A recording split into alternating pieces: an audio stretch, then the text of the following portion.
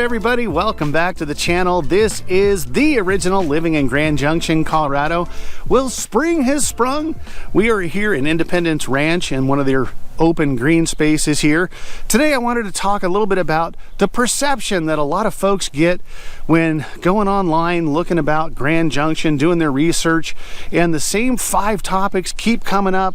And it probably has to do with the fact that Colorado comes after Grand Junction. That's one reason. And of course, they've never been here. So we wanted to talk about those 5 perceptions that definitely are not reality here in Grand Junction. And we're going to do it right now.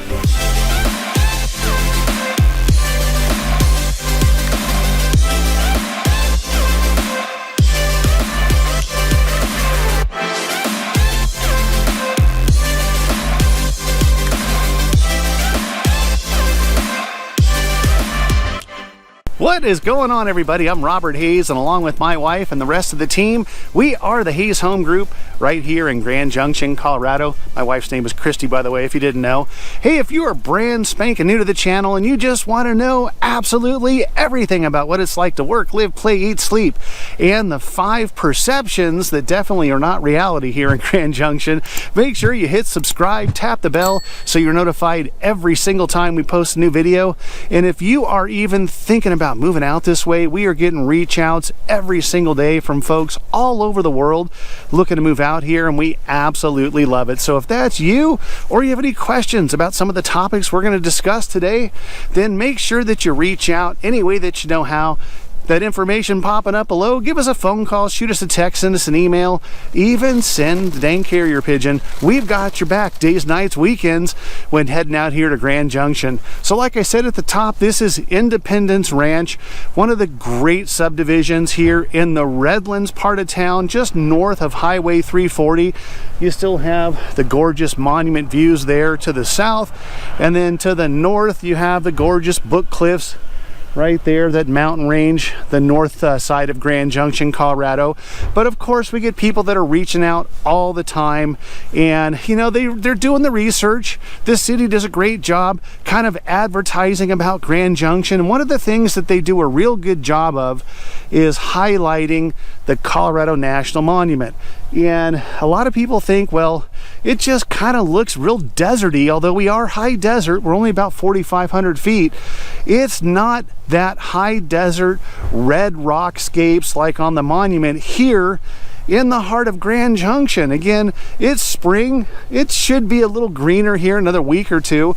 My editor will probably put some really cool drone footage up of some greenery here in the Redlands part of town, what it actually will look like here in the next couple of weeks. But when you get into these neighborhoods, it's not red rockscapes at all.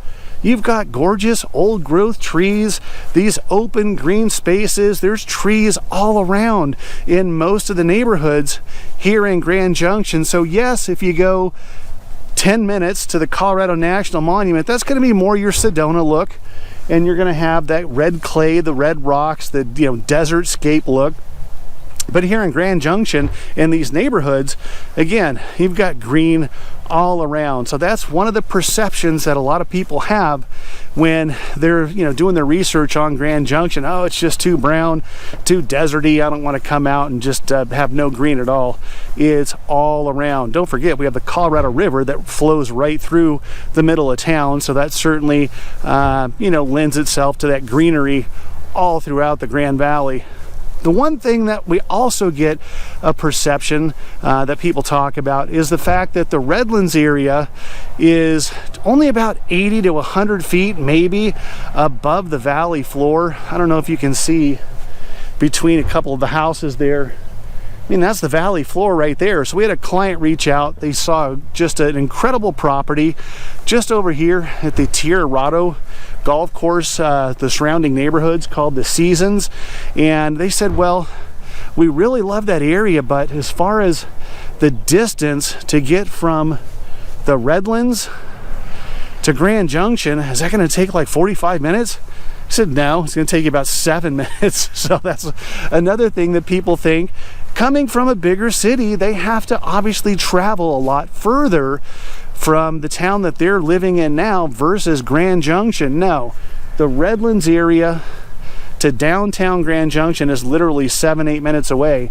And then the other question that she had was, well, is the snow just a whole lot more in the Redlands? Am I going to need a 4-wheel drive to get up my driveway? You know, the funny thing is, the Colorado National Monument almost acts as a weather buffer a lot of times, where we get less snowfall here than we will on the valley floor, which is really unique and kind of weird how that works. But just in general, again, we're only 4,500 feet, so the annual snowfall here is only 15, maybe 16 inches a year anyway, and you're not going to have another couple of feet on top of that, just being another, you know, 60, 80, 100 feet above the valley floor. In fact, you'll actually wind up probably getting a little bit less because of that kind of strange buffer action that happens with the Colorado National Monument.